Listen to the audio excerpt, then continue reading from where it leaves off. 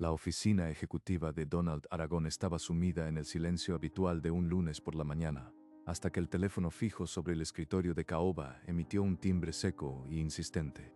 Oficina del señor Aragón. Buenos días. Habla Margaret Vega. Soy la doctora Sarah Belmore, del Hospital Internacional de Suiza. Su hija Catherine ha despertado del coma esta mañana. No puede ser. Catherine murió hace 5 años. Esta mujer está confundida. Disculpe, doctora. ¿Podría repetir lo que acaba de decir? Debe haber un malentendido. No hay malentendido. Catherine Aragón ingresó hace 5 años bajo nombre protegido por petición de su padre. Ha estado en coma inducido y los gastos se cubren mediante un fideicomiso suizo. Margaret, con la mano temblorosa, garabateó cada palabra en su libreta de notas. La pluma se le resbaló una vez. Asumo que usted estaba al tanto.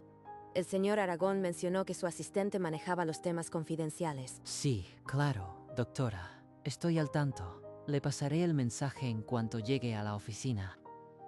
Margaret colgó el auricular y se quedó mirando la libreta. El nombre de Catherine, escrito con letra temblorosa, desafiaba todo lo que sabía de Donald Aragón. El funeral fue una actuación. La urna vacía, las flores, las lágrimas de Donald. Y ese absurdo ritual cada aniversario. 5 años de mentiras. Se levantó de la silla, con la libreta en la mano, y caminó hacia el archivo metálico al fondo de la oficina. El titular decía: "Trágico accidente cobra la vida de la joven heredera Catherine Aragón". Bajo la foto, un texto que repasó con los dedos temblorosos. 5 años creyendo que estaba muerta. Y ahora la doctora dice que despertó en Suiza. ¿Por qué Donald fingió su muerte? ¿Qué está ocultando? Sobre el escritorio de Caoba, la fotografía enmarcada de Catherine sonreía inmutable. Margaret la sostuvo entre los dedos, como si pesara más que un simple recuerdo. Si esto es verdad, Donald no es solo un mentiroso. Tal vez sea un monstruo. ¿Hasta dónde es capaz de llegar para proteger su secreto? Sin hacer ruido, deslizó el recorte y la fotografía en su bolso. No mencionaría la llamada, investigaría por su cuenta, aunque le costara el puesto. Puede que me despida, o peor. Pero no voy a ser cómplice de esta farsa, ni un minuto más. El calendario de escritorio marcaba el 23 de septiembre próximo con un círculo rojo. Para Donald, seguía siendo luto. Para Margaret, se convertía en la primera pista de su pesquisa. Se plantó frente al ventanal, la carpeta de pruebas apretada contra el pecho. La ciudad titilaba indiferente. Ella ya no era la secretaria leal. Era la mujer que iba a desmontar la mentira. El número del hospital seguía anotado en la libreta. Marcó con calma deliberada, el pulso firme en cada tecla. Doctora Belmore, soy Margaret Vega. Necesito confirmar algunos detalles del caso de Catherine Aragón. Por supuesto. El nombre protegido era Clara Bautista.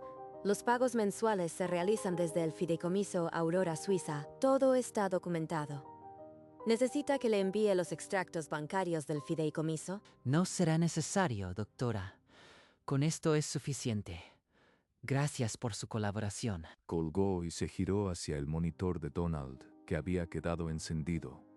Tecleó la contraseña que había memorizado meses atrás, sin que él lo supiera. En el sistema bancario, una cuenta apareció vinculada al fideicomiso Aurora Suiza. Los débitos mensuales coincidían con las fechas de ingreso de Catherine. Sacó el teléfono y fotografió la pantalla. Cada número, cada cifra, quedó guardado en su galería como prueba irrefutable. Cerró la sesión con un clic rápido. El silencio de la oficina se volvió asfixiante, roto solo por el zumbido del aire acondicionado. Esto es más grande de lo que imaginé. No es solo una mentira. Es un encubrimiento financiero que dura años. ¿Hasta dónde llega? Encontró un correo archivado de Donald. Ordenaba crear un fondo perpetuo de cuidado médico para una paciente en Suiza. Establezca un fideicomiso para cubrir todos los gastos de la paciente Clara Bautista. Los pagos se realizarán a través de Aurora Suiza. Imprimió el mensaje y escondió la copia entre una pila de documentos rutinarios. La copia quedó en su bolso, justo cuando el picaporte de la puerta principal giró con brusquedad. Donald irrumpió con la corbata floja y la mandíbula apretada. Su mirada recorrió la oficina como un detector de mentiras. Margaret, ¿todavía aquí? ¿Qué demonios hace a esta hora? Ponía al día el archivo de facturación. No me di cuenta de la hora, disculpe. Él la taladró con la mirada durante un segundo eterno, buscando la fisura en su fachada. Sabe que algo no encaja. Tengo que buscar ayuda antes de que decida actuar. Esa noche, escribió en su libreta personal el nombre de un investigador privado. Era la única salida. La cafetería estaba casi vacía cuando Margaret se reunió con un hombre de gabardina en una mesa del fondo. Necesito que investigue el accidente de Catherine Aragón. Ocurrió hace 5 años, el 12 de septiembre. La prensa dijo que murió. Deslizó la copia del correo sobre la mesa. El papel tembló ligeramente bajo sus dedos. El investigador leyó el mensaje. Sus cejas se juntaron y luego asintió sin pronunciar palabra. Fijó un precio y Margaret aceptó. La mitad ahora, el resto al entregar resultados. Y exijo discreción absoluta. Nadie puede saber de esta investigación. El hombre guardó el documento en un sobremanila, se puso de pie y asintió una última vez antes de desaparecer por la puerta. Margaret se quedó sola con el café frío, el pulso acelerado bajo la blusa. Había cruzado un umbral del que ya no podría regresar. Si Donald descubre esto, no solo perderé el empleo, podría ser mucho peor, pero ya no puedo detenerme. La mesera retiró las tazas sin hacer preguntas. Al otro lado del ventanal, la ciudad seguía su rutina, ajena a la tormenta que se gestaba. La investigación ya estaba en marcha. Solo quedaba esperar que el pasado no la devorara antes de sacarlo a la luz. 3 días después, el investigador la volvió a citar en la misma cafetería. Llegó con un sobre abultado y el gesto más sombrío que la primera vez. Abrió el expediente policial y señaló una foto granulada del Chevrolet destrozado al pie del precipicio. No había marcas de frenado. El informe mencionaba un único testigo. Primero declaró haber visto una furgoneta oscura empujar el auto. 3 días después, dijo no recordar nada. Compraron al testigo. Alguien pagó para borrar la verdad. Esto no fue un accidente, fue una ejecución. Luego extrajo otro papel, este con el sello de la Junta de Conciliación y Arbitraje. El aire en la mesa se volvió irrespirable. El encabezado decía, denuncia por desfalco del Fondo de Pensiones de Aragón Corp., presentada por Catherine Aragón. Fechada el 5 de septiembre, una semana antes del siniestro. En el cuerpo del texto, la letra de Catherine detallaba cifras que coincidían con los movimientos bancarios que Margaret había fotografiado. Catherine descubrió el robo y él la eliminó. Donald no es solo un estafador, es un asesino. Pagó al investigador sin apenas mirar los billetes.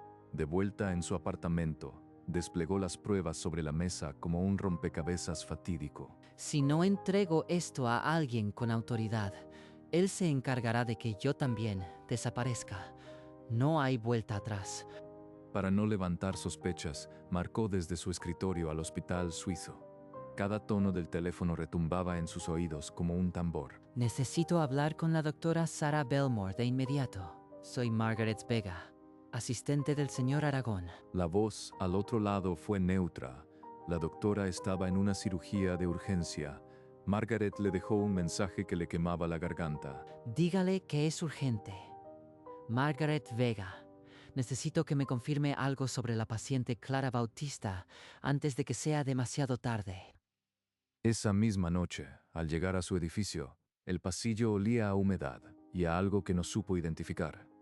La puerta de su apartamento estaba entreabierta. Dentro, los cajones del archivador estaban volcados, los recortes de periódico desparramados, pero el televisor seguía en su sitio y las joyas de su madre intactas. Sobre la encimera de la cocina, un folio arrugado tenía 2 palabras garabateadas con rotulador negro. Deja de buscar. No se llevaron nada de valor, solo vinieron a advertirme. Saben lo que tengo. Quien hizo esto no es un ladrón común. Guardó la nota junto a las demás pruebas. El miedo le congelaba la sangre, pero la certeza de estar en lo correcto le inflamaba el pecho. No voy a huir. Esto acaba ahora. Iré directo al fiscal. Con todo, que decida la justicia. A la mañana siguiente, Margaret fue a la Fiscalía Federal con su carpeta de pruebas y el corazón en la garganta. Fiscal Martínez, soy Margaret Vega. Traigo pruebas de desfalco y un intento de homicidio. Siéntese. Muéstreme lo que tiene. Necesito algo sólido para actuar. Aquí está todo. El fideicomiso suizo, el expediente policial manipulado, la denuncia y esta nota de amenaza. El fiscal extendió los papeles y los examinó con la meticulosidad de un cirujano. Veo irregularidades graves, pero la prueba del intento es circunstancial. Abriré una investigación preliminar. ¿Circunstancial? Quisieron matarla. Si no me cree, conseguiré la declaración de la propia Catherine. Al salir, la carpeta vacía le pesaba más que llena. La justicia se movía a otro ritmo. Esto no acaba hasta que él esté en prisión. Necesito que la doctora me comunique con Catherine. Ya no quedaban atajos. Solo una voz al otro lado del Atlántico podía inclinar la balanza. Doctora Belmore, llamé hace días. ¿Qué noticias tiene de la paciente Clara Bautista? Ha ocurrido un milagro, señora Vega. Catherine despertó completamente lúcida y empieza a hablar. La doctora describió cómo Catherine, con los ojos aún vidriosos, murmuró que un hombre la acechaba antes del siniestro. Catherine relataba que una furgoneta oscura la siguió durante kilómetros y luego la impactó de costado. ¿Ella recuerda eso? Es vital. Doctora, necesito que grabe su testimonio oficialmente, con validez legal. El departamento legal del hospital puede hacerlo. Tendrá una copia digital certificada en 48 horas. Por favor, acelérelo. La vida de Catherine depende de que su padre no se entere de que habló. Entiendo. Actuaré de inmediato, con la máxima confidencialidad. Le avisaré cuando esté listo. Margaret colgó el auricular con el pulso acelerado, pero una certeza nueva. Ya tenían la pieza que faltaba. Con este testimonio, el fiscal no podrá negarse. Donald está a un paso de la cárcel. El intercomunicador emitió un zumbido seco y la voz de Donald cortó el aire como un látigo. No hubo saludo, solo una orden. Margaret, ven aquí ahora mismo. Ella obedeció. Al abrir la puerta, lo encontró apoyado en el escritorio, los nudillos blancos y la mandíbula rígida. He sabido que has estado husmeando en los archivos de Catherine. ¿Crees que no me doy cuenta de lo que tramas? No voy a negarlo, pero antes de acusarme, tal vez quiera explicarme por qué tiene una hija en coma en Suiza cuando todos la creen muerta. Te voy a hacer una oferta generosa. Olvidas todo y te llevas un año de salario más, un bono de 6 cifras, o te arrepentirás. Margaret deslizó el teléfono sobre su falda y pulsó la grabadora. Una diminuta luz roja confirmó que cada palabra quedaba registrada. Tienes una hija en la universidad, Margaret. Sería una lástima que tuviera que abandonar sus estudios. Eso es una amenaza directa, y la voy a denunciar. Usted ya perdió, don Donald. Giró sobre sus talones y salió del despacho sin mirar atrás. La grabación seguía corriendo, capturando el silencio sepulcral que dejaba atrás. Fiscal Martínez, tengo una grabación. Donald acaba de amenazarme a mí y a mi hija. Necesito verlo ahora. Venga de inmediato. Nadie debe enterarse. La espero en mi oficina. 20 minutos después, Margaret depositó el teléfono sobre la mesa del fiscal. La luz roja de grabación aún titilaba. El fiscal escuchó la conversación completa. El soborno, la amenaza, la voz de Donald bajando al susurrar el nombre de la hija. Es suficiente por obstrucción a la justicia y amenazas. Voy a ordenar su arresto esta misma tarde y solicitaré una orden de protección para usted y su familia. No se preocupe, señora Vega. Extendió un formulario oficial y lo firmó con trazos secos. El sello de la fiscalía resonó como un mazazo sobre la mesa. Mientras el fiscal dictaba la orden de captura por teléfono, Margaret sintió que el motor de la justicia por fin se ponía en marcha. Lo logré, pero hasta que no esté esposado, seguiré temiendo por mi hija. Afuera, en la avenida, 2 patrullas aceleraban hacia el norte. Las sirenas rompieron la calma de la tarde. La cacería había comenzado. En la Torre Gómez, los policías irrumpieron en la oficina de Donald. Lo encontraron de pie, aún con el teléfono en la mano. Esto es un montaje. Llamen a mis abogados. No saben con quién están tratando. Mientras tanto, en Suiza, la doctora Belmore encendía la cámara frente a Catherine. La joven aún débil, pero con la voz firme. El 5 de septiembre presenté una denuncia contra mi padre por el desfalco de los fondos de pensión. Esa misma noche discutimos. 3 días después, un furgón oscuro me siguió hasta la curva del precipicio. No hubo frenada. Me impactó de costado. Antes de perder la conciencia, alcancé a ver la matrícula parcial. X17H. Era el mismo furgón que vi frente a la empresa. Grabación completada. El archivo digital se enviará a la fiscalía encriptado en cuestión de minutos. En el despacho del fiscal, una notificación emergente apareció en la pantalla. El testimonio grabado de Catherine Aragón acababa de ser recibido. Señora Vega, con esta declaración ya podemos imputar a Donald Aragón por tentativa de homicidio. Es la pieza que faltaba. Por fin, Catherine tendrá la justicia que le negaron, y yo podré volver a mirar a mi hija sin miedo. 7 semanas después, en la sala de audiencias preliminares, Margaret ocupó el estrado con la misma calma con que había contestado aquella primera llamada. Eran las 10 de la mañana del 12 de septiembre. La doctora Belmore me informó que Catherine Aragón había despertado del coma. Eso contradecía la versión oficial de su muerte. La defensa se movió como un felino acorralado. Señalaron sus vacaciones no disfrutadas, su solicitud de aumento denegada. La retrataron como una empleada resentida. Me quieren hacer pasar por una loca o una ambiciosa, pero los hechos están ahí. No voy a romperme. El fiscal Martínez se puso de pie y presentó la grabación de Donald amenazando a su hija. La voz del acusado resonó en la sala. El silencio se hizo absoluto. Tras escuchar a ambas partes, la jueza levantó la vista por encima de sus gafas y anunció: "Este caso irá a juicio. Está todo dicho". Al salir, los periodistas la asediaron. Las cámaras capturaron su rostro sin maquillaje, pero con la frente alta. Su teléfono vibró. Era un mensaje de su hija. Solo 2 palabras: "Estoy orgullosa". Yo también, mi vida. Y ahora vamos a terminar esto. Esa noche no apagó la luz del apartamento. Revisó cada testimonio, cada cifra, como un general antes de la batalla final. El día del juicio, la sala rebosaba de expectación. Margaret se sentó en el banquillo de los testigos con el pulso firme. El fiscal proyectó en una pantalla los movimientos bancarios del fideicomiso Aurora y el audio de la amenaza de Donald. Varios jurados se removieron en sus asientos. Confirmo cada cifra. Fotografié yo misma esa cuenta en el ordenador de Donald. No fue un error, fue un ocultamiento deliberado. La abogada defensora se abalanzó. ¿No es cierto que usted filtró esos datos porque el señor Aragón le negó un aumento? Está escribiendo un libro. No, no me interesa la fama ni el dinero. Vine aquí porque una joven casi muere y un criminal sigue debiendo cuentas.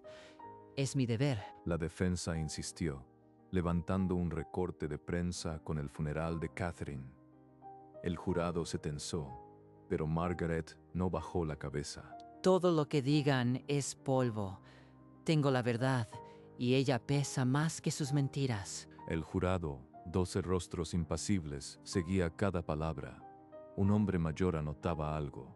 Una joven se mordía el labio. El juez dio por terminado el interrogatorio. La fiscalía anunció que su próxima prueba sería la declaración grabada de Catherine. Ahora todo depende de ella. Catherine, no nos falles. Las luces se atenuaron. En la gran pantalla apareció el rostro pálido de Catherine, con una cánula nasal y la mirada fija. Me llamo Catherine Aragón.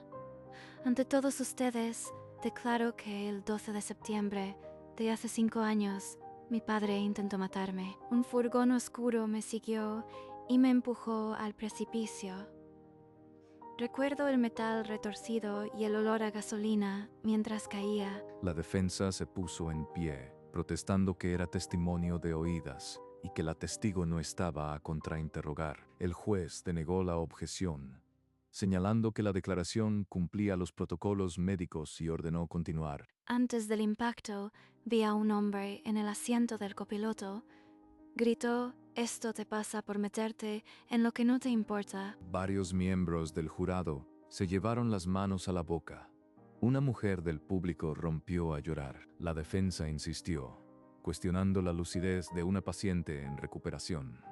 El juez la desestimó de inmediato. El vídeo terminó con Catherine cerrando los ojos. La pantalla se volvió negra. El silencio fue absoluto. Ya está. No hay vuelta atrás.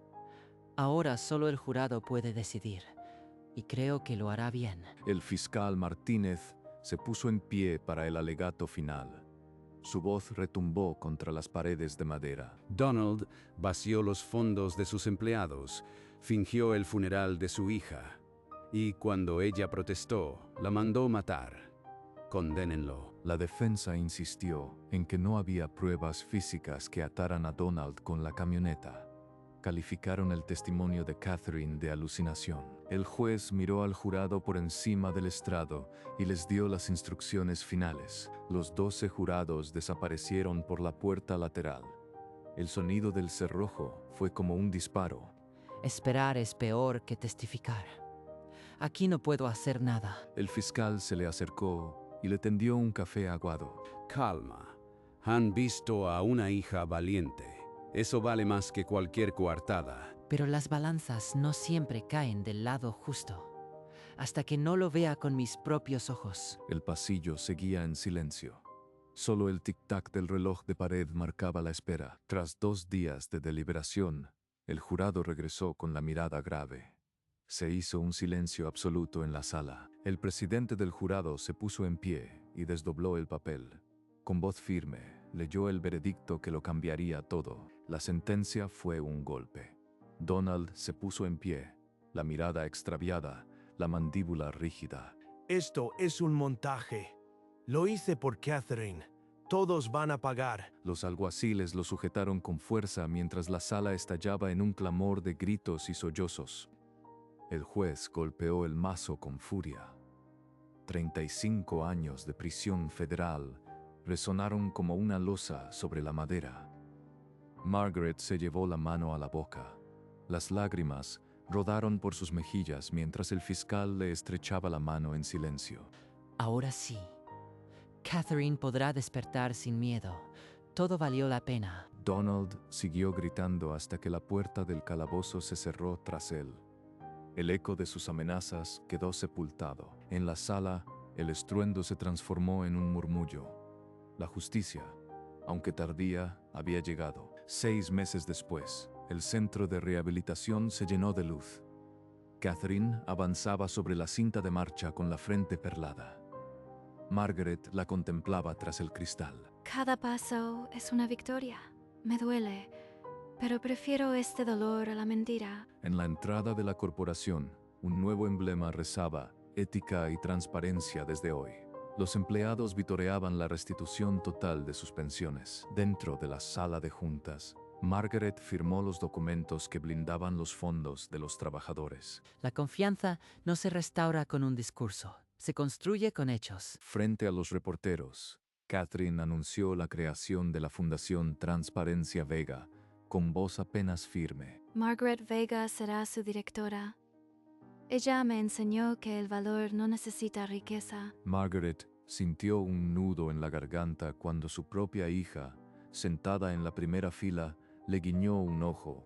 Esta fundación velará para que ningún empleado vuelva a ser víctima de la avaricia corporativa. Esa noche, en Suiza, Catherine se apoyó en el andador y sonrió. El horizonte ya no asustaba. Un año después, los viñedos suizos lucían hileras de uvas doradas. El sol de la tarde bañaba la terraza de la nueva casa de Catherine. Margaret apareció con una botella de vino local.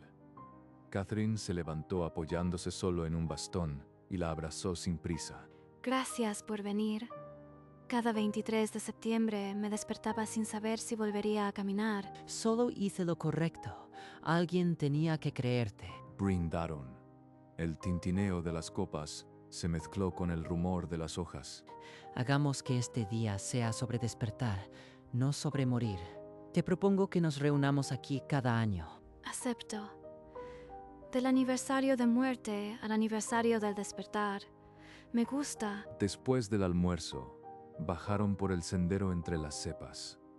El bastón de Catherine apenas rozaba el suelo. En lo alto de la colina, Catherine soltó el bastón por un instante y levantó los brazos al cielo. Esa tarde, en un calendario de cocina, el 23 de septiembre quedó marcado con una margarita dibujada, no más círculo rojo. 2 años después, la Fundación Transparencia Vega ya ocupaba 3 pisos completos de un edificio céntrico. Los pasillos rebosaban de auditores y analistas. Catherine, ya sin bastón, caminaba por los senderos suizos. Su recuperación era casi completa y su espíritu más fuerte. La transparencia no es un eslogan, es un músculo que se ejercita cada día, comenzó Margaret desde el atril. A miles de kilómetros, Catherine contemplaba la transmisión en su tableta. Una sonrisa serena se dibujó en su rostro. Este año, la línea de denuncias recibió 1.200 llamadas. Cada una devuelve la confianza en el sistema. En la sala, los asistentes asentían. Incluso empresas reacias solicitaron auditorías voluntarias. El emblema de la fundación colgaba en decenas de recepciones corporativas. La transparencia se había vuelto sinónimo de competitividad. Gracias a todos por creer. La verdad sigue siendo el mejor negocio. El auditorio estalló en aplausos. Catherine apagó la tableta y se quedó mirando la pantalla negra. Sentía cada logro como propio y estaba orgullosa. Aquella secretaria que atendió una llamada equívoca había transformado el dolor en un sistema imbatible. El 23 de septiembre de aquel 4º año amaneció diáfano. Margaret caminó por el sendero de gravilla entre las cepas cargadas de uvas maduras. Siempre supe que vendrías, Margaret. Es ley. No faltaría. Este lugar es el único donde el tiempo se detiene. Catherine, ya sin rastro de cojera, caminaba a su lado con paso firme. Los años de rehabilitación quedaban atrás. La Fundación acaba de lanzar el programa de becas para hijos de empleados defraudados. Me emociona mucho. Se lo merecen. Y tú te mereces verlo. Rieron juntas, una risa ligera que se mezcló con el viento entre las hileras. Al llegar a la cima, el sol del atardecer les regaló un cielo anaranjado y rosa que abrazaba los Alpes. Qué bonito es estar viva, Margaret. Y qué suerte tenerte. La suerte es mía, Catherine. La suerte es mía. La cuarta alborada del 23 de septiembre pintó las cepas de un dorado líquido. El rocío se deslizaba por las hojas, como pequeñas joyas líquidas. Sobre la mesa de la cocina, el calendario seguía marcado con una margarita. Ya no significaba luto. Catherine cerró la puerta del chalet y aspiró el aire de la mañana. No quedaban heridas. Caminó colina abajo, donde Margaret la esperaba junto al primer viñedo que plantaron las monjas hace 2 siglos. Se sentaron en el mismo banco de piedra de todos los años. No necesitaban palabras. El sol ascendió hasta bañar los Alpes. Cada rayo era un recordatorio de que la verdad había vencido. El reloj de la villa sonó 7 campanadas. La fundación cumplía 4 años. La cámara se eleva y muestra la huella de 2 mujeres caminando entre las vides. El 23 de septiembre ya no era un aniversario de muerte. Ahora era la fecha en que todo volvió a empezar.